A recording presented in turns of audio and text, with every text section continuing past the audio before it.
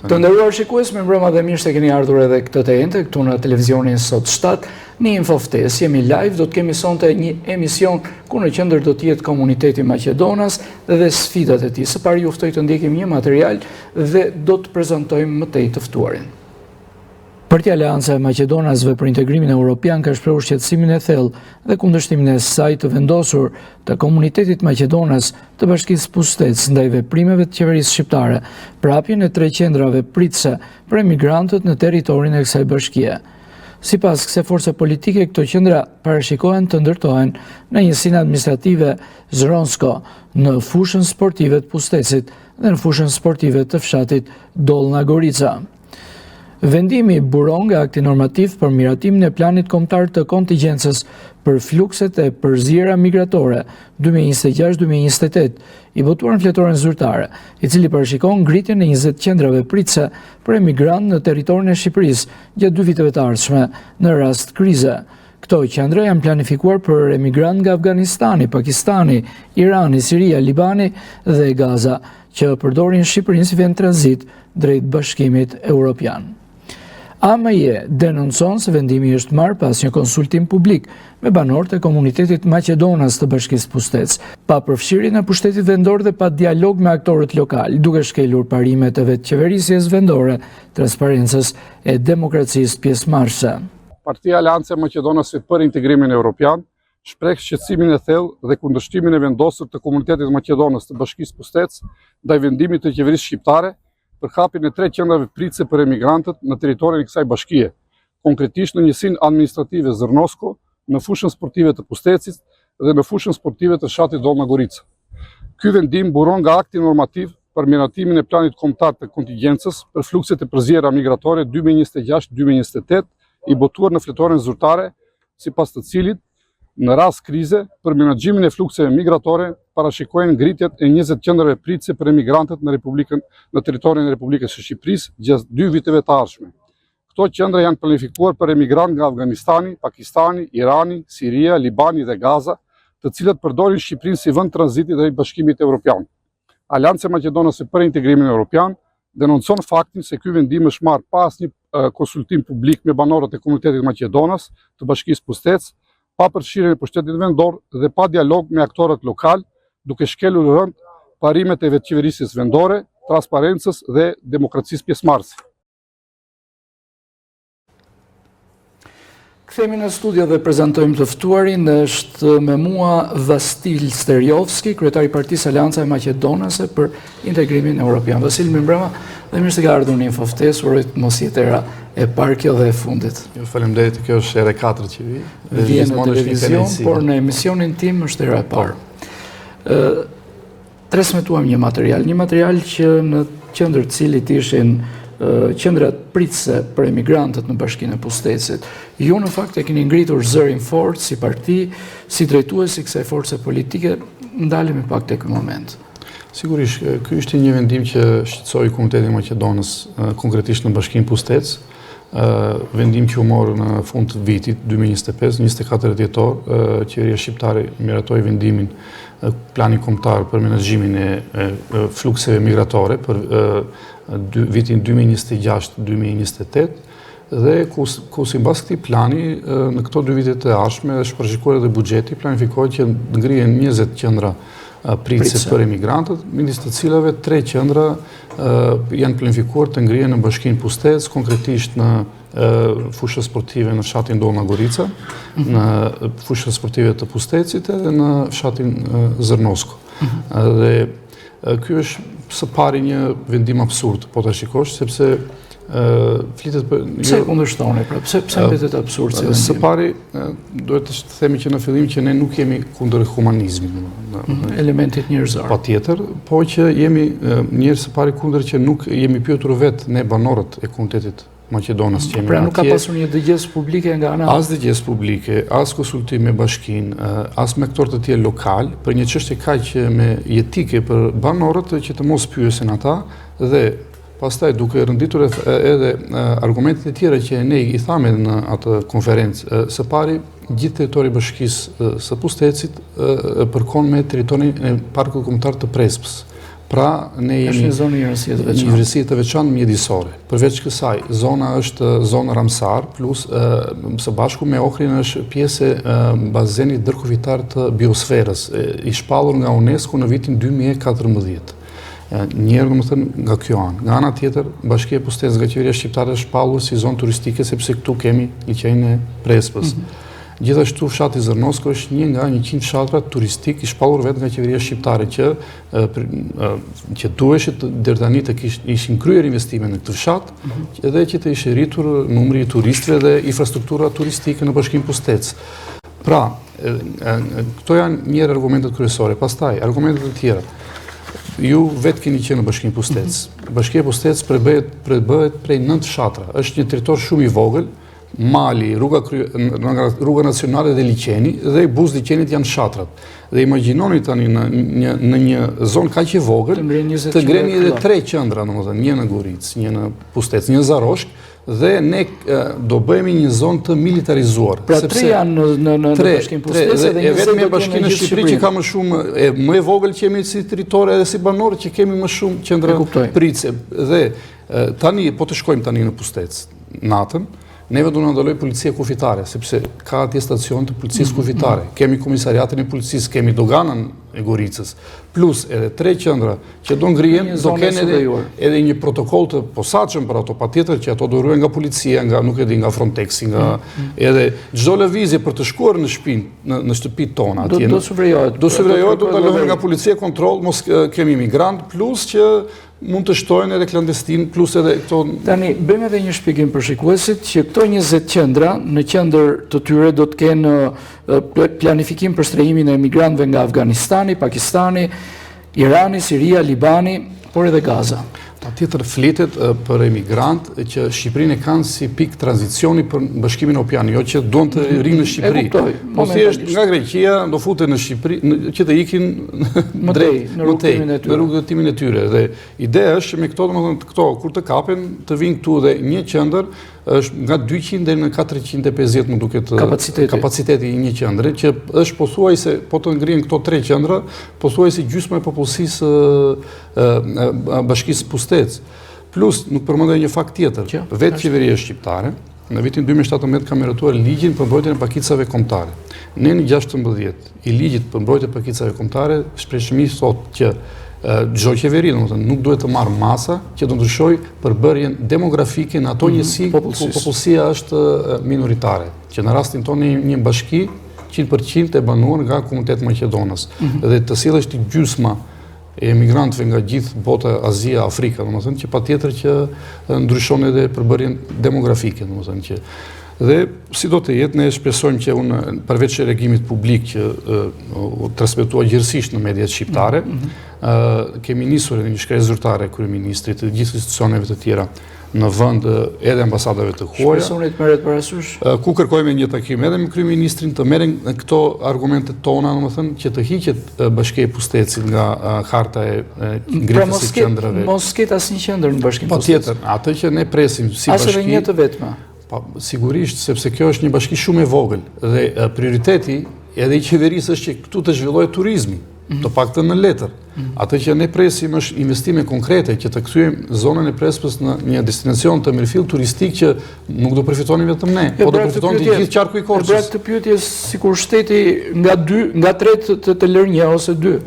Pra ju jeni për inekzistencë. Patjetër, sepse nuk ka as kapacitet, as mundësi Bashkia e Pustetës, domethënë që të ngrihen qendra siç përmendëm të tilla, sepse janë që ka këtë status të veçantë mjedisor, etnik edhe kulturor.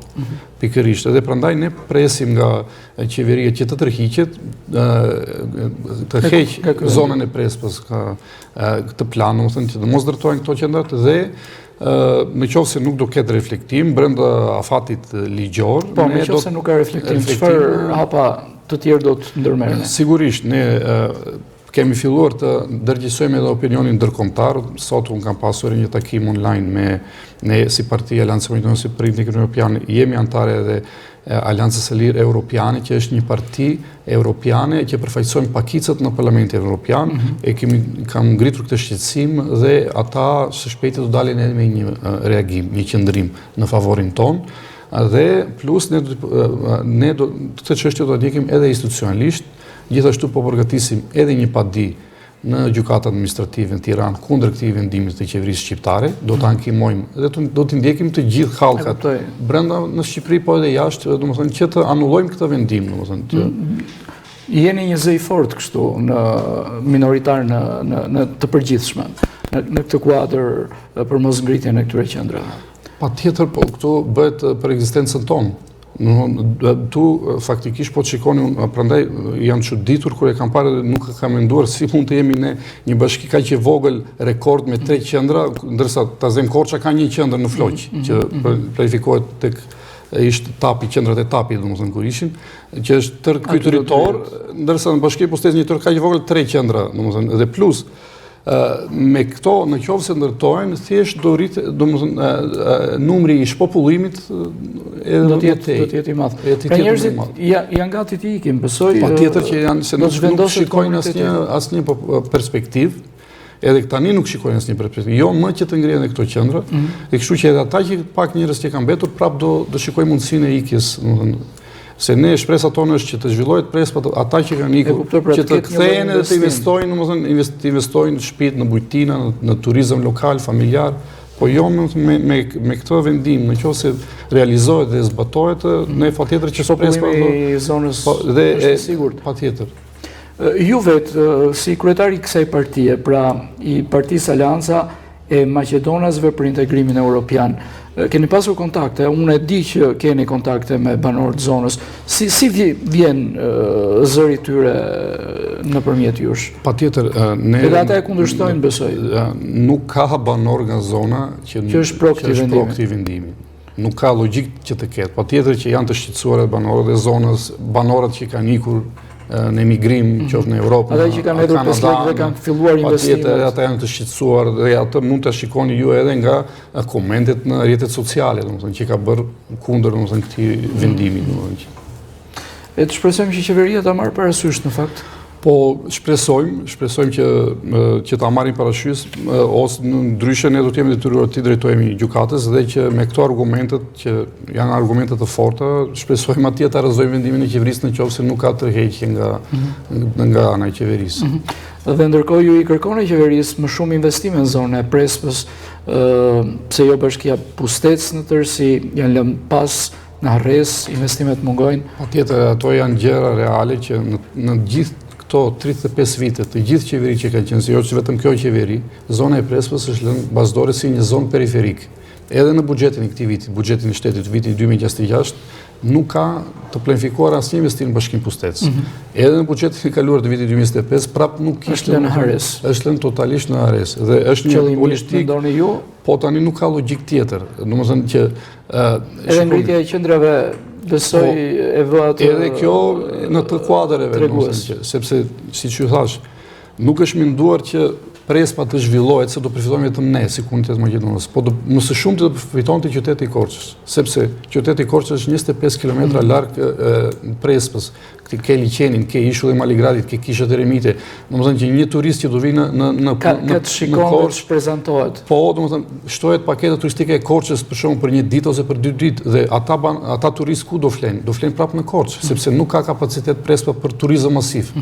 Se tani turizmi më shumë se është turizëm ditor, që vinë, ka një taf peshku, ose lajnë e liqenin dhe ikin, ose shikojnë ishut dhe Maligradit dhe kishat. Po në qoftë se kemi ne një turizëm disa ditor ose një javor, ose patjetër që më së shumti do përfitonin komuniteti, kuptoj. Komuniteti, po edhe qyteti i Korçës. Tani qyteti i Korçës është zhvilluar, u hapën tërë ato bujtina dhe hotele. Po janë bosh për moment. Domethënë që prandaj ne kemi kërkuar që të zhvillohet Prespa, që të shikohet si e tëra me Korçën, e lidhur me Korçën, dhe që më së shumti do përfitonte Korça. Po duke na lënë qëllimisht bazdore, domethënë këto 35 vite, po të shikoni ju, po të shkoni sot në Zërnosk ose në Pustec, unë i mbaj mend ato gropa jo rrugë, siç ka qenë para 25 vite, ku ka qenë zënës, këtu po një lloj janë, domethënë. Nuk është vënë asnjë dorë. E njëjta gjë vazhdon dhe ku është logjika kur këtu është një zonë ndërkufitare me 3 shtete, është park kombëtar, është zonë turistike. Plus këtu nuk ka, në këto 35 vite kanë ardhur kryeministra, presidenta, ministra, qoftë nga Maqedonia, nga Shqipëria, kanë bërë takime bilaterale këtu, domethënë që janë dhënë shumë premtime, janë vënë shumë fonde për pjesën e parkut kombëtar të Presë, për fonde të huaja që ato fonde faktikisht janë shpërdoruar dhe nuk kanë vajtur investicionin e dur për uljen e varfërisë, për mirësimin e kushteve të jetesës të banorëve, edhe që ende vazhdohet me atë politikë, shikojmë, domethënë që nuk ka asnjë investim konkret. Më shmoni një kuriozitet, tani ju nuk jeni përfaqësues i qeverisë, po pse ka menduar të ngrej 3 qendra, duke qenë zonë kufitare? Pikërisht unë këtë se kuptoj, sepse gjithë këto qendra... Sepse janë shumë.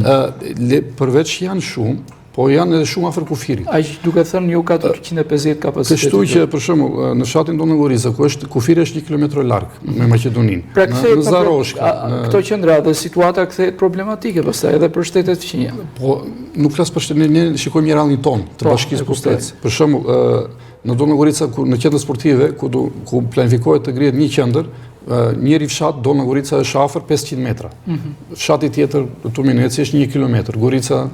Gorna Gorica është 1 kilometër, 2 kilometra larg, domethënë edhe Pusteci është gjitur me Pusteci, fusha sportive është 500 metra larg fshatit të Pustecit.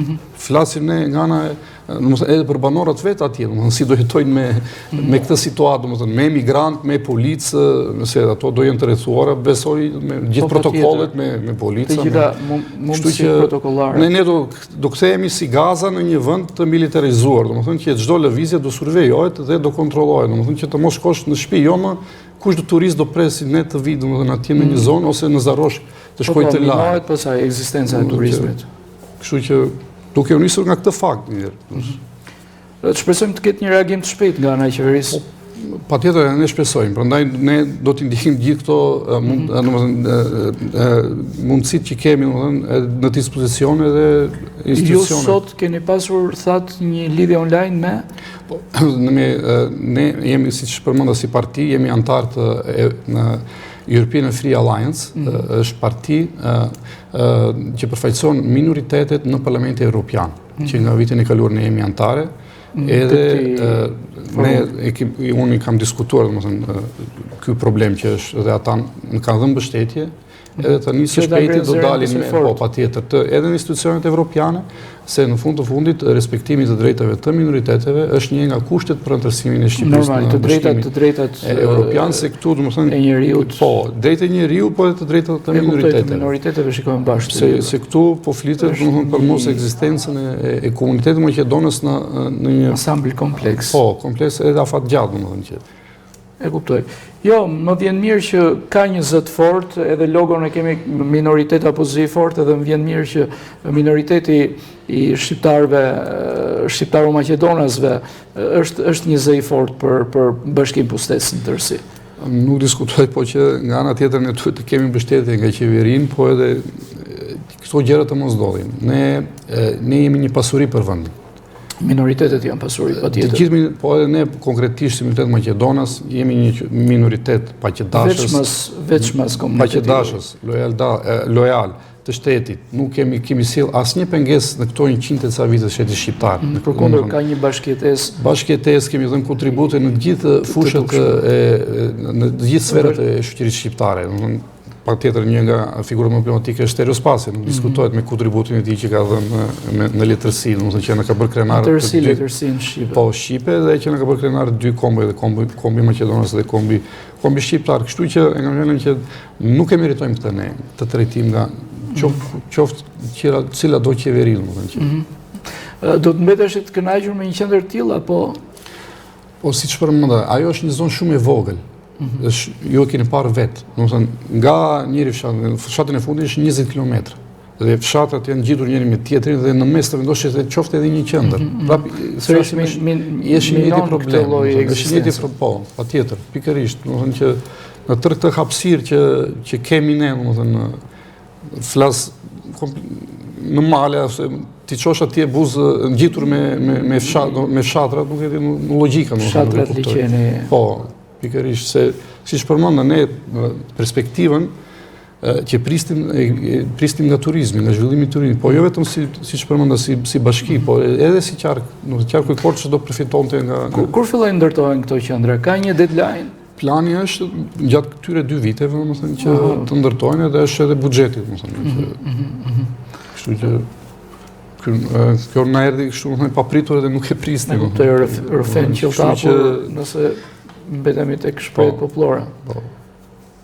Atëherë shpresojmë të ndodhë më mira për gjithë komunitetin edhe zonën ku banon ky komunitet. Patjetër, shpresojmë që qeveria të rriqet nga vendimi, përkundër të bjerë kjo gjë e ngritjes së qendrave pritëse dhe të ketë investime, syt e shtetit të kthehen tek komuniteti Maqedonas. Siç përmenda, jemi park kombëtar, është zonë turistike, kemi një fshat që është futur 100 fshatra turistike, domethënë me gjitha ato pasuri kulturore që kemi, shteti duhet t'i hedhë syt nga Bashkia e Pustecit.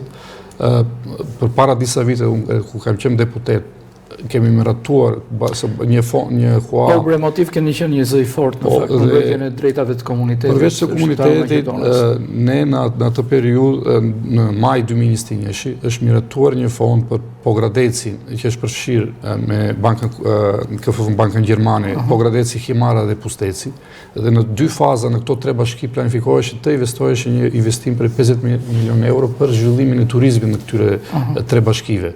Por fatë keq që ai investim është bllokuar, nuk e di çfarë po ndodh ende ka këtë vit. Keni pasur kontakte me KFV-n gjermane? Po, nuk e di, ka pasur një ngërç me qeverinë shqiptare për këtë hua dhe është bllokuar dhe nga ato në fazën e parë mendoheshin 10 milion euro të investoheshin në Bashkinë Pustec për zhvillimin e turizmit. Po që ato fonde nuk kanë ardhur ende, kështu që nuk e di pse është ka një ngërç me Fondi Shqiptar Zhvillimi që do ta menaxhoj këtë fond dhe faktikisht çdo vit na shton që këtë vit domethënë do fillojnë investimet, po që kalon 5 vite nga atë vit që 2026 atë jetë auguri. Patjetër, domethënë që presim ka nevojë imediate në investimin sidomos në infrastrukturën rrugore, edhe në kanalizimet, po gjithashtu kemi problemin edhe me energjinë elektrike, domethënë qoftë dimër, qoftë beavë, pavarësisht që banorët janë të rregull me pagesat e faturave të gjithë elektrike, jemi rekordmen në Shqipëri, domethënë me 100% fatura të paguara, kemi qenë gjithmonë kështu, jo vetëm tani, domethënë. Kështu që po që nuk e meritojmë këtë trajtim që kemi, domethënë. Shteti shqiptar nuk ka bërë investime, por ka bërë shteti bullgar. E marr përgjigjen në pjesën e dytë. Patjetër. Do të diskutojmë, do të mbetemi gjerësisht në pjesën e dytë. Kalimeri kthyer sërish në Infoftes në pjesën e dytë këtu në Sot 7 jemi duke folur për komunitetin Maqedonas dhe sfidat e tij në Bashkinë Pustec. Me mua vjen të jetë i ftuar në studio kryetari i Partisë Aleanca e Maqedonasve për Integrimin Evropian, Vasil Sterijovski. Vasil, tham që nuk kanë munguar investimet, por këtë radhë ato kanë qenë nga një shtet tjetër, nga Bullgaria. Shteti shqiptar nuk ka bërë investime në zonën tuaj. Janë bërë investime në ndriçimin rrugor të 4 fshatrave të kësaj bashkie, janë dhënë pajisje mjekësore. Unë të ftoj të ndjekim 2 materiale dhe pastaj diskutojmë këtu në studio. Ndjekim kronikën e parë. Një tjetër investim është shkryer nga ana e fondacioneve bullgare në bashkinë minoritare të Pustecit, këtë herë lidhur me ndriçimin rrugor në 4 fshatra të kësaj bashkie. Prezent për inaugurimin e këtij investimi ka qenë ambasadori i Bullgarisë në Shqipëri, i cili është shprehur se investimet do të vijojnë për përmirësimin e banorëve të kësaj zone. Në të njëjtën linjë ka qenë edhe kryetari i Bashkisë Pustec, Pali Kolevski. За мен е голямо удоволствие. Vijojnë investimet në këtë zonë, këtë herë lidhur me ndriçimin rrugor. Ne falenderojmë fondacionet bullgare për vëmendjen që kanë në këtë zonë. Dëshira jonë është që kjo bashki të jetë më të rrejtëse për turistët. Shumë shpejt do të kemi përsëri ekzaminime falas nga mjek bullgar, pra vëmendja do të vijojë. Janë dhuruar 100 ndriçuese të kompletuar njësej bashkë me kablat shoqëruese dhe me gjithë elementet e tjerë. Kur vendosën disa fshatra të zonës, siç është fshati Zarosh këtu, Lajthiz, në Gorisë të Madhe po vazhdon puna. Dhe kjo sadopak ndikon në përmirësimin e kushteve të fshatrave tonë. Maqedonasit për herë kanë akuzuar se këto investime vijnë si manipulim për banorët e zonës, ndërsa kryeministri i Maqedonas para pak muajsh tha se ky minoritet është Maqedonas. Përgjigjen për këtë ka kthyer Aleksandr Petrov, përfaqësuesi i fondacionit bullgar. Jemi të lumtur që vijmë të mbështesim banorët e minoritetit bullgar të kësaj zone. Në këto 5 vite kemi investuar rreth 1 milion euro për Bashkinë e Pustecit. Nëse dikush mendon se e bëjmë për manipulim, të na i thot, ne nuk presim gjë në këmbim. Ne besoj se punoj mirë dhe kjo ka rezultat. Këtu jetojnë maqedonas edhe bullgar dhe këtë e tregoi censusi. Të shpeshta kanë qenë vizitat e përfaqësuesve bullgar në këtë bashki, aq sa kanë qenë edhe akuzat dhe përplasjet në deklarata nga përfaqësues maqedonas. Pra në këtë material vasiv pam eurodeputetin bullgar Andrei Kovačev, që drejton dhe Komisionin Parlamentar në Bashkimin Evropian për antarësimin në Ballkanin Perëndimor, që u shpreh me nota optimiste për integrimin e vendit në BE në një kohë të afërt. Ne do t'i mbështesim dhe të shërojmë antarësimin e Republikës së sotme të Maqedonisë së Veriut, ashtu si edhe të Shqipërisë, pra ka bërë deklaratën e tij, por çdo vend vlerësohet veçmas në bazë të përparimit të tij. Këtë deklaratë eurodeputeti bullgar ka bërë pikërisht nga Pusteci, ku ishte me një ekip mjekësh nga Bullgaria. Do ndjekim dhe një material tjetër me investimet bullgare dhe pastaj i komentojmë në studio. Pajisje për goditjen e re të Bashkisë Pusteci janë dhuruar nga Fondacioni Kujtesa Bullgare në bashkëpunim me ambasadën bullgare. Prezent gjatë këtij donacioni ka qenë dhe vetë ambasadori bullgar Ivalio Kirov, i cili gjatë fjalës së tij përshëndetse ka shprehur mbështetje të vazhdueshme për këtë komunitet në të gjithë bashkinë e Pustecit. Sot shënojmë diçka që është me rëndësi për ne si shtet dhe si ambasadë. Është donacioni i radhës i madh i Fondacionit Kujtesë Bullgare. Me ndihmën e zotit Vrabevski janë është pajisur shkolla, biblioteka e shkollës dhe një shprehje të mirë të gjithë këto marrëdhënieve të mira është bashkëpunimi i fluidshëm me Bashkimin Pustec. Dhe shpresoj se kjo nuk do të jetë rasti i fundit për të mbledhur këtu dhe kjo është në formë falënderimi, por edhe një lutje drejtuar ndaj fondacionit. Për kryetarin e bashkisë Pali Kolevski, çdo donacion që mbështet komunitetin e kësaj zone pa prapavi politike është e mirëpritur. Janë duke përfunduar gjithë punimet për rekonstruksionin e bashkisë dhe të ambientet dhe qendrës shëndetësore, që është shumë e rëndësishme për neve. Këtë mund ta quajë si një qendër multifunksionale ku këtu do jenë të sistemuar gjithë administrata e bashkisë, sjerfikset, policia e shtetit do ketë një ambient për vete, domethënë për pjesën e vet. Qendra shëndetësore që për mua është një nga gjërat më të rëndësishme me gjitha kushtet që i takon një qendër shëndetësore moderne. Edhe kësaj shtohet edhe dhurimi i këtyre pajisjeve. Çdo donacion që nuk ka prapavija dhe prapaskena të cilët nuk do të ndëmtojnë identitetin e kësaj zone këtu, është i mirëpritur. Për përfaqësuesin e Fondacionit Kujtesa Bullgare, Sofika Male, ky është donacioni i radhës në këtë bashki, por jo i fundit. Përveç donacionit të fundit për mobilimin e godinës së re të Bashkisë Pustec, ky fondacion ka mbështetur rinovimin e ujësjellësit, bibliotekën e shkollës dhe her pas here ka dhuruar pajisje mjekësore në qendrën spitalore.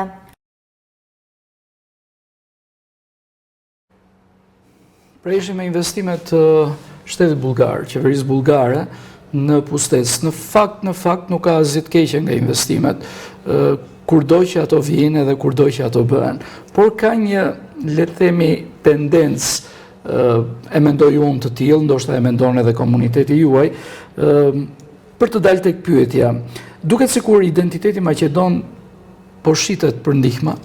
Nuk e di sa dakord je me këtë pyetjen time. Po dimë njëherë të fillojmë me radhë se u kapën shumë. Po patjetër. Çështje të pyetje. I marrim me radhë. Së pari donatori më i madh i huaj, donatori më i madh është sigurisht qeveria shqiptare, domethënë që se jep grantin në bashki edhe do një investim që është kryer. Që shpresojmë t'i kthej syt nga Bashkia e Pustecit. Patjetër që duhet me mendim, po donatori më i madh është qeveria shqiptare, shteti shqiptar, së pari. Së dyti, donatori më i madh i huaj është qeveria gjermane. Në këto 35 vite mund të jenë investuar, dedikuar për parkun kombëtar të Prespës, që përfshin Bashkinë Pustec, rreth 30 milionë euro. Pavarësisht ku kanë vajtur, si janë shpërdoruar, po që është fakt sa kanë realizuar gjëra konkrete. Që një nga investimet konkrete ishte rekonstruksioni i spitalit që sot është gjithë administrata e Bashkisë Pustec, që është mbledhur, që vërtet për të përshëndetur. një investim i këtill. Janë bërë përmirësime për shembull edhe për qendër pritëse të par kontakt të Prespës, zyra, domethënë ndonjë investim janë dhënë ndonjë ndihmë për banorët, domethënë po që këto 30 milion nuk kanë vajtur në institucione dur, ky është fakt, domethënë që janë shpërdoruar, po që donatori më i madh është qeveria gjermane. Pastaj kemi pasur donatorë të tjerë italian, Arabia Saudite 3-4 pika shëndetësore kanë ngritur së fundmi atje. Japonia së prap vitin e kaluar. Pra nuk janë vetëm investime bulgare që ne ka dhuruar një eskavator të ri 80.000 euro, nuk e di sa, në fondi parafërsisht 80.000 euro, 100.000 euro. Kështu që nuk është Bullgaria donatori më i madh, Maqedonia gjithashtu. Në këto vite ka dhënë një kontribut, po Bullgaria për propagandë e përdor këtë. Se përfaqësuesi i këtij fondacioni ka përmendur që në këto 7 vite në Bashkinë Pustec kanë investuar 1 milion euro, që nuk është e vërtetë. Dhe po tjetë kështu me fakt? Po patjetër që e them me fakt, dhe du shpjegoj sepse ky fondacion në ka paditur neve si parti, keni një gjyq në mos gaboj?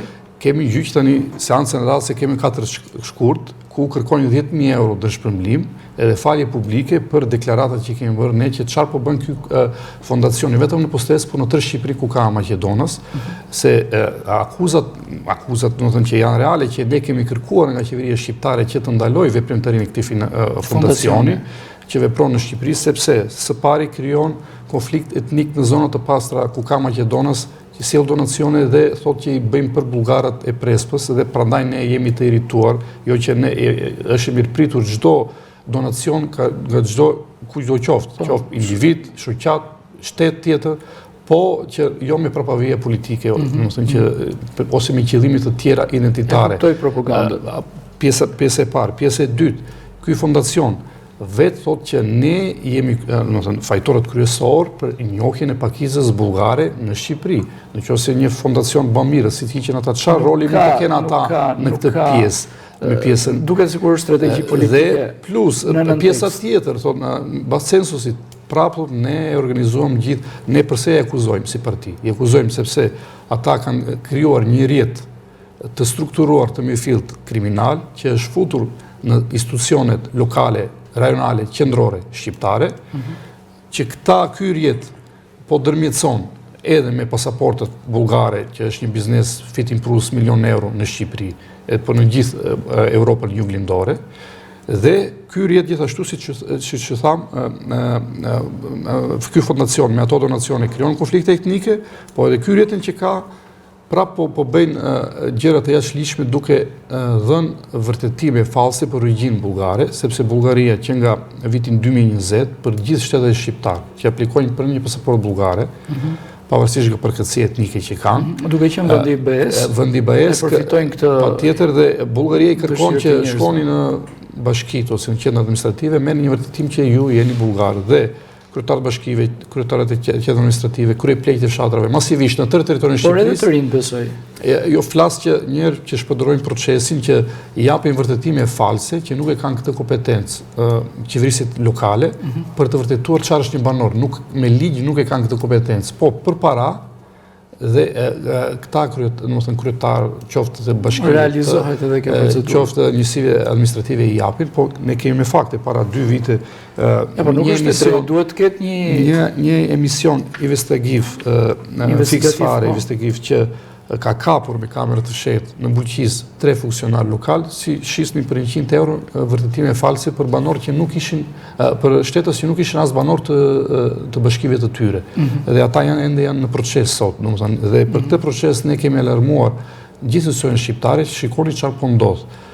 Asnjë reagim nuk kemi pasur në institucionet shqiptare, jo vetëm këtë, para 2 vite atëherë ministri i jashtëm Maqedonisë Bujar Osmani në konferencë për shtypje publik në Shkup e ka thënë me ministrin ton Olta Xhaçka në një konferencë për shtyp lidhur me këto vërtetime false që po jepeshin edhe këtë shqetësim ne që kërkonim, dhe në atë konferencë për shtyp zonja Xhaçka ka thënë që jemi në dieni për këtë fenomen, po është fenomen lokal, po e studiojmë sa është i përfshirë.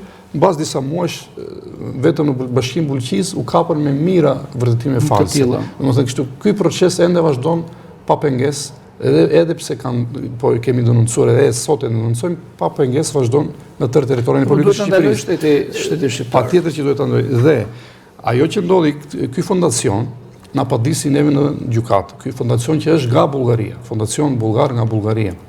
Në padisin në gjykatën e Korçës dhe atje ata kanë depozituar edhe me noter transaksione financiare që kanë kryer në territorin e Republikës së Shqipërisë.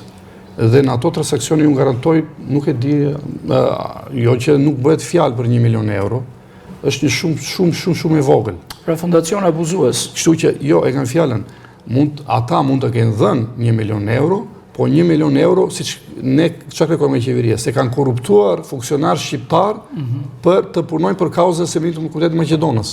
Pra shteti shqiptar le të gjej ku i kanë ose ata le të sillnin dokumentet ku i kanë investuar këto 1 milion. Dhe tjetra që ka ndodhur tani, dhe ne tani do kemi një padi në prokurori ndaj këtij fondacionit, sepse gjatë gjykimit tani na doli që ky fondacion nuk është regjistruar në territorin shqiptar dhe sipas legjislacionit shqiptar për fondacionet, për shoqatat jo qeveritare, pavarësisht mund të jesh ti fondacion jashtë, të kemi Sorosin, ne po kemi Sorosin dek Shqipëri që është regjistruar, që paguan taksa, që është një zë përfaqësues. Patjetër, e kanë fjalën ata nuk janë regjistruar në territorin shqiptar dhe kanë kryer transaksione faktikisht kanë pastruar para në territorin shqiptar nga Bullgaria.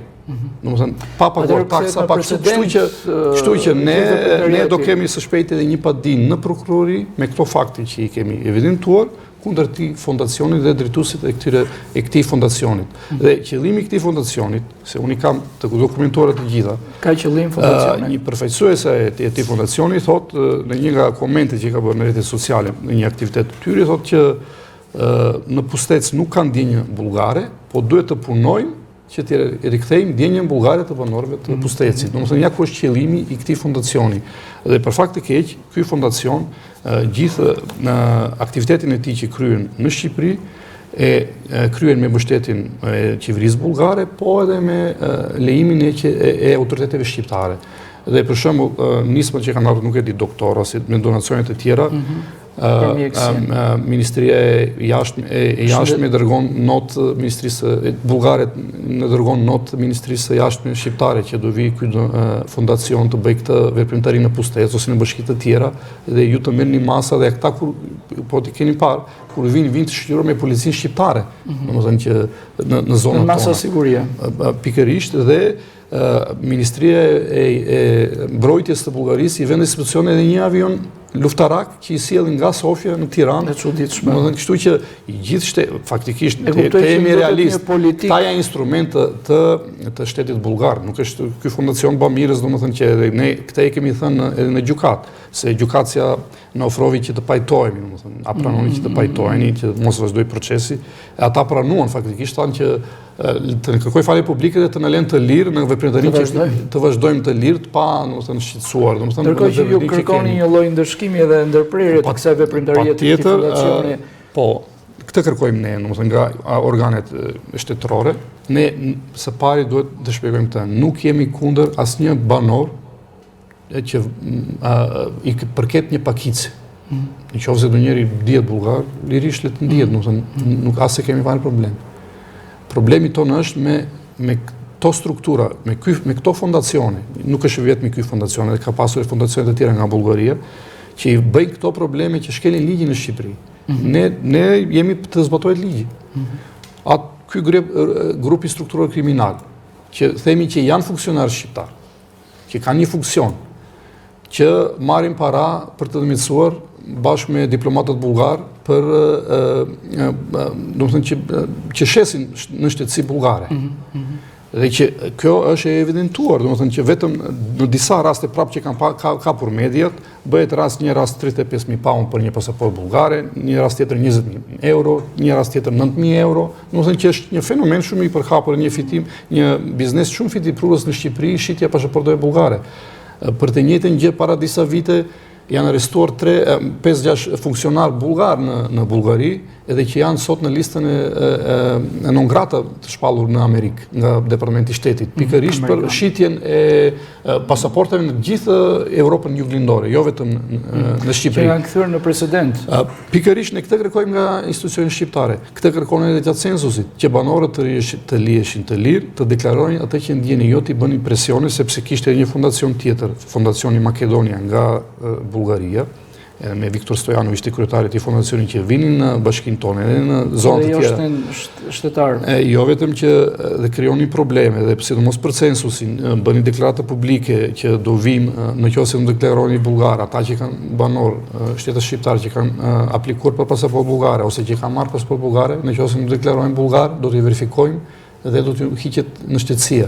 Se, si që ju thash, këto pasaporta nuk janë pa leka, në qoftë se Bullgaria vërtet mendonte që këta banor ishin bulgar, në qoftë se i jepte pasaporta, pse të mos i jepni sa është një tarif fikse, taks dokumentesh të paguaje, nuk e di 50 euro, 100 euro. Jo me mijëra euro, domethënë për një pasaport që ti merrje banorëve. Kështu që nga një anë duke marrë lekët, banorët që jo vetëm banorët të Bashkisë Pustetës, po në gjithë Shqipërinë, kush ka mundësi, ka fonde, paguan që të marrë një pasaport të Bullgarisë që është pasaport e Bashkimit Evropian, për të përdorur privilegjet e Bashkimit Evropian. Se asnjë shtet shqiptar që ka marrë pasaportë bullgare nuk ka ikur sot të jetojë në Bullgari. Po të gjithë kanë ikur në vendet perëndimit të Bashkimit Evropian.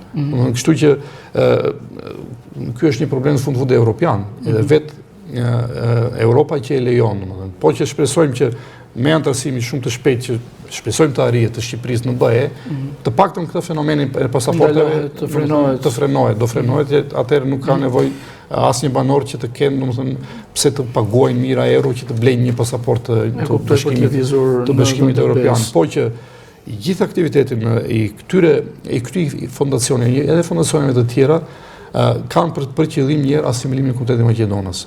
Kapjen e pushteteve, qoftë lokale, regionale, qendrore, dhe domethënë ne kemi me qindra letra, shkresa edhe deklarata publike që kemi denoncuar në institucionet shqiptare. Dhe institucionet shqiptare nuk ka marrë asnjë mas për këto raste që kemi denoncuar, vetëm njëri nga krerët e njëri fondacioni Maqedoni që ishte Viktor Stojanovi, i është ndaluar hyrja në Shqipëri, është person non grata, basi ka bërë dëmin që ka bërë me censusi që përveç kërcënimeve publike, ai nxite edhe fotografi të dhëna sensitive që mbrohen me ligj si janë deklaruar bullgar në Shqipëri. Domethënë të dhëna që mbrohen me ligj. Po. Nga i gjetën këto të dhëna, domethënë që. Dhe po të shikosh strategjia e Bullgarisë, sidomos nisi mbas antarësimit të Bullgarisë në Bashkimin Evropian, edhe kur erdhi radha që edhe Shqipëria, domethënë që t'i hap negociatat edhe të marrë status kandidat, kështu u njojt edhe një minoritet bullgar në Shqipëri që nuk ka ekzistuar në 100 vite të shtetit shqiptar dhe në asnjë census të realizuar në Shqipëri deri në vitin 2017. Po e gjitha u bë me një presion direkt të Shqipërisë, o do një minoritet bullgar, o ndryshe do bllokoheni për rrugën tuaj drejt Bashkimit Evropian, dhe u bë një kompromis nga politika shqiptare. Se në 2017 bullgarat me amandament u shtuan në ligjin për pakicet kombëtare me konsensus edhe pozitës edhe të qeverisë atëherë, domethënë edhe PD, edhe PS-ja bashkuan votat që votuan amendamentin që u njojt një pakicë që ishte një presedant edhe botror të themi që u njojt një pakicë që nuk ekzistonte. Edhe nga ana tjetër, pastaj që nga 2017 deri sot po punohet që të krijohet ky minoritet. Dhe mënyra që punohet janë me këto metoda. Një metoda e pasaportave, metodat e tjera me këto vërtetimet false, siç ju thash, që lëshojnë bashkitë, qeverisit lokale, njësitë e qeverisjeve lokale, kryetarët që firmosin që këta janë bullgarë që nesër Bullgaria mund të ketë vlezur se për çdo kandidat që aplikon kërkohet një vërtetim të tillë. Vetëm vitin e kaluar nga Shqipëria kishte 3000 aplikime për shtetësi bullgare sipas të dhënave të Ministrisë së Drejtësisë të Bullgarisë. Domethënë 3000 vërtetime false nga institucionet shqiptare për origjinë bullgare. Në qoftë se për 5 vite janë, nuk e di, 25000 aplikime për pasaportë bullgare nga Shqipëria, do thotë që nesër Bullgaria mund të nxjerrë, thotë ja, shikoj, institucionet tuaj kanë konfirmuar që keni 25000 bullgar në territorin tuaj. Kështu që me këto metoda, edhe me këto donacione, ata po përpiqen, domethënë që qëllimi i tyre është njëherë që pse e bëjnë edhe këtë, gjithë këtë luftë, se në doan neve, domethënë, po të ishim ne bullgar, nuk do bënin ata politikë se faktikisht me pasaportet u shpopulluan zonat ku jeton Komuniteti Maqedonës, sepse kush merr pasaporte me familjen brenda javës ikën në vendet e BE-s. Po të ishim ne bullgar, ata vërtet do mendonin politike që këta bullgar të rinin këtu, jo të iknin. Po ata qëllimi i tyre çfarë ishte? që këto zona që janë kufitare me Maqedoninë, Prespa, Gora, Kukobërda, ku jeton Komiteti Maqedonës, të deklarojnë si zona bulgare, edhe që nesër, se ata e kanë me Maqedoninë, me kombi Maqedonës që nuk e njohin kombi Maqedonës, që si pas tyre nuk mund të ekzistojë një kombë Maqedonës në mes, ku në gjithë anët është rrethuar nga bulgarë. Janë këto politikat pastaj demagogjike. Shiko, minoritet bulgar në Shqipëri do thotë projekti i San Stefani, që Bullgaria e madhe, gjithë në Korç, Pogradec, e Dibër. Gjithë përfshirëse Bullgaria. Ata, projekti San Stefani është një projekt rus, që Rusia luftoi me Perëndurinë Otomane, që e krijoi Rusinë, që e krijoi Bullgarinë, edhe krijoi në letër një shtet të madh që arrinte territoret edhe Korçën, përfshinte edhe Pogradecin edhe pjesë të tjera të Shqipërisë. Po që me kongresin e Berlinit, nuk u zbatua asnjëherë ky projekt rus, po që me kongresin e Berlinit pastaj u shpërbë Por herë pas here zgjon ëndra si po që edhe sot dita zyrtare e Bullgarisë është 3 marsi, dita kur u nënshkrua marrëveshja e San Stefanit midis Rusisë dhe Perëndisë Otomane dhe pa asnjë përfaqësues rus. Po që sot e kanë festë kombëtare. Domethënë që kështu që po të shikojmë afat gjatë, ky vendim për njohjen e një pakice jo ekzistente bullgare, edhe gjithë këto veprime që lejohen këto instalacione bullgare që ti bëjnë në Shqipëri, domethënë dëmton shtetin shqiptar në një proces afat gjatë. Domethënë që sot ne kemi, domethënë këtë problem që kemi ne si komunitet, po nga ana tjetër do t'i kthehen si bumerang dhe shteti shqiptar po të marrin në një shumë i qartë. Mirë Vasil, dua të bëj edhe një sqarim të vogël kur dha materialet. Fola dhe thash që ishte eurodeputeti bullgar Andrej Kovačev në shpërndarjen e ndihmave në Pustec, ka qenë ambasadori dhe ndërkohë konfirmohem që ka qenë edhe eurodeputeti bullgar. Po, ai ka qenë vizitat e tij. 2 herë më duket ka qenë në territorin bullgare dhe duke përdorur edhe pozicionin e si eurodeputet edhe si nënkryetari i Partisë Evropiane Popullore, ka kërkuar edhe zyrtarisht edhe shteti shqiptar ka pritur me gjithë, domethënë, ceremonitë. E kuptoj. Mirë, ne do kalojmë publicitet, do kthehemi në studio me diskutime të tjera.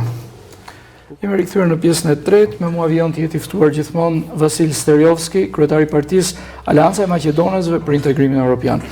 Vasil, gjithmonë në kuadër të këtyre ndihmave, miklimeve po i quaj bullgare, di që shumë të rinj joshtë marrin pasaporta bullgare nga komuniteti shqiptar o Maqedonës. Shiko, së pari, siç u thash, nuk e di sa është e vërtet, po tani shiko, si bazë statistikave të vetë shtetit bullgar, pra vetëm vitin e kaluar Shqipëria kaloi Maqedoninë për numrin e aplikimeve. 3.000 aplikime vetëm vitin e kaluar kishin nga Shqipëria. Se ta si janë nga Pusteci, sa ka Pusteci? Po jo, në 1800 zori censusi, po nga janë këta bullgar. Më këton kështu që për pasaport bullgare aplikojnë gjithë qytetarët shqiptar pavarësisht përkatësisë etnike. Kush ka fonde, miqësi, lidhje, domethënë e përdor këtë. Po të shikon, e kanë qenë këtu. Doja të mbetesh pak tek trendi të rinjve. Të rinj patjetër që aplikojnë se e shikojnë si një mundësi për të ikur në BE, ka që nuk kanë perspektivë këtu, përveç me shikoni Bashki Pustec, përveç me që Maqedonia nuk është në BE dhe një pasaportë e tillë. Jo, me që Shqipëria nuk është në BE, se ne jemi shtetë shqiptar për së pari. Shikoni, ne kur kërkojmë ndonjë gjë, ne kërkojmë nga vendin tonë, se Shqipëria është vendi tonë. Me që Shqipëria nuk është në BE. Patjetër që shikojnë rrugë të tjera të drejta apo të padrejta, njerëzit gjithmonë i kërkojnë rrezikun. Para se Bullgaria të bësh antar i BE-s, në 2007 më duket është bërë Bullgaria, nga Shqipëria ke 0 aplikime për pasaportë bullgare, se atëherë ishte edhe më lehtë që të merresh pasaportë bullgare. Nëse donjëri djeshë bullgar, kush e ndalonte që të aplikonte me, s'kishin interes. Tani te neve në Pustec është këto 5-6 vitet e fundit, domethënë ky fenomen. Po në Shqipëri ka qenë vite përpara, domethënë që shumë vite, sidomos kur u bë Bullgaria në antar e BE-s, pasi u bë, atëherë filloi interesi, siç ju thash, që është fenomen që shitet, domethënë, nuk është që ka një procedurë e rregullt. Kështu që edhe shikuesi po ke me ndërmjetësuesit që janë, domethënë, që dihet kush janë me emër. Ti po do sot të aplikosh për pasaportë bullgare, shko pyet ata ndërmjetësuesit ose një banor ku të aplikoj, të thot kush është personi që merret, do t'i paguash atij sa do bëj pazari, 5.000 euro, 10, 15, të themi edhe të drejtë për shqiptarët është më shtrenjtë. Do të shkon deri në 20-25.000 euro. Një pasaport. Kështu që, ky është në fenomen të thash, po që pasaporta nuk tregon identitetin. Se këtë që po më Bullgaria, nëse bënte kushdo shtet evropian, i njëjti fenomen do ta kishte. Nëse sot nuk e di Gjermania ose Slovenia vjen thotë që shiko, do t'japim pasaport, hajde, do ta blini ose deklarohuni sloven ose gjerman. Të gjithë do deklarohen për të marrë pasaport. Kështu që ajo nuk është të tregon që çfarë e ti pasaporta, domethënë. Mirë, kalojmë në një çështje tjetër. Hapja e një konsullate në Korçë do ta ndihmonte komunitetin tuaj? Po, patjetër që do ndihmonte. Mirë, ndjekim një material, ka qenë Timço Muçonski, ministri i jashtëm i Maqedonisë Veriut në Bashkinë Pustec, dhe ka bërë një deklaratë të tillë. E ndjekim materialin dhe e diskutojmë. Timço Muçonski, ministri i jashtëm i Maqedonisë Veriut, vizitoi këtë të mërkurë Pustecin. Here in Pustec we have a very vibrant Macedonian. Këtu në Pustec kemi komunitetin tonë Maqedonas. Kam ardhur me ministrin e brendshëm dhe pas pak do na bashkohet edhe ministri i kulturës. Komuniteti ka kontribuar në shoqërinë shqiptare, ndërsa ne si qeveri duhet të bëjmë më tepër për minoritetin Maqedonas në Pustec. Duhet të financojmë projekte sociale dhe kulturore në këtë zonë. Duhet një nivel më i lartë konsullor, jo vetëm pasaportizimi i tyre, por dhe aspekte të tjera. Unë do të takoj javën që vjen kolegun tim, Igli Hasanin. Kemi një marrëdhënie fantastike me të. Gjithashtu, do t'i kërkoj ministrit shqiptar hapjen e një konsullate maqedonase në Korçë. Pyetjes, Rama takoi përfaqësuesin e BDI nga ana tjetër Kurtja të Vlenë. E shihni si një ndërhyrje në politikën maqedonase, ndërsa ai u përgjigj. Kryeministrat kosovar e shqiptar ishin të ftuar në një samit suksesshëm për agjendën europiane. Unë mund të them se ishte një samit që shkoi mirë. Aktivitetet politike janë normale kudo. Unë jam një besimtar i demokracisë, po kemi zgjedhje pas pak kohësh ku ne si koalicion qeveritar jemi besim plot që do të fitojmë për punë të bëra. Jemi një shoqëri multietnike. Pyetjes tjetër, raporti i fundit i Parlamentit Evropian thot specifikisht bota serbe po kërcënon sovranitetin e Maqedonisë Veriut. Komentin, ministri i jashtëm e bëri kështu. Shtetet e Bashkuara të Amerikës ku takova sekretarin Rubio dhe kemi një marrëdhënie fantastike. E dyta është antarësimi në Bashkimin Evropian. E treta është antarësimi në NATO.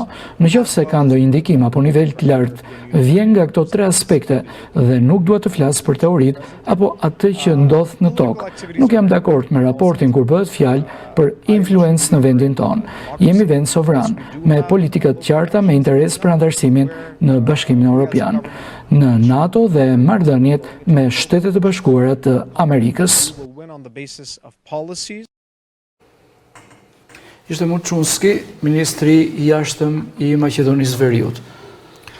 Në deklaratën e tij. Po, ministri i jashtëm në shkurt të vitit të kaluar, ne organizuam në Korçë si parti një takim me gjithë partitë parlamentare të Maqedonisë. I ftuam në Korçë për të alarmuar këtë që po bën Bullgaria me komunitetin Maqedonës në Shqipëri, edhe i propozojmë edhe një draft strategjie, domethënë që çfarë shteti shqiptar në bashkëpunim, shteti Maqedonës në bashkëpunim me shtetin shqiptar që të bëjnë për ruajtjen e kulturës, traditave dhe identitetit të komunitetit Maqedonës këtu në Shqipëri.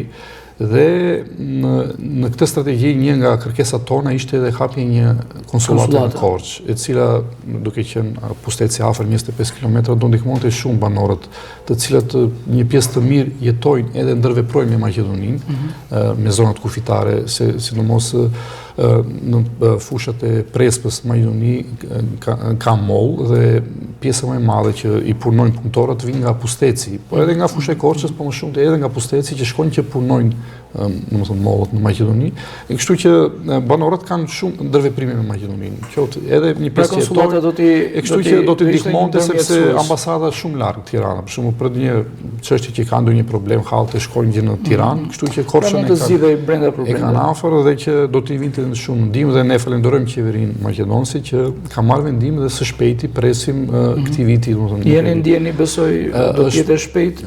Po them se nga prilli një lajm ekskluziv në aprilli mund të hapet konsullat në Korçë. Do të thënë që është një hap pozitiv, sepse ne kemi një konsullat shqiptare në Strug. Do të thënë që është hapur vitin e kaluar, duket që u hap.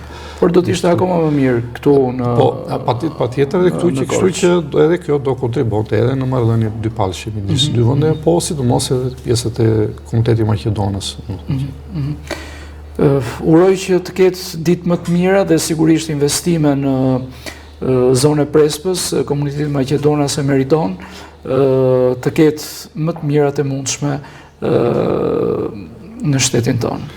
Faleminderit, së pari shpresojmë që të bëhemi antar shumë shpejt të Bashkimit Evropian dhe kjo do t'i frenonte ne atëherë nuk do flisnim për këto fenomene që flasim sot që ndodhen. Do të ishin gjitha të kontrolluara. Po nga ana tjetër, patjetër që prapë të bëjmë një apel qeverisë të tërhiqet nga vendimi për hapjen e 3 qendrave pritse për emigrantët, po edhe të hedhë syrin për investime konkrete, reale të prekshme në Bashkimin Pustet. Shpresojmë që të ndodhin këto gjëra edhe mos jenë vetëm deklarata.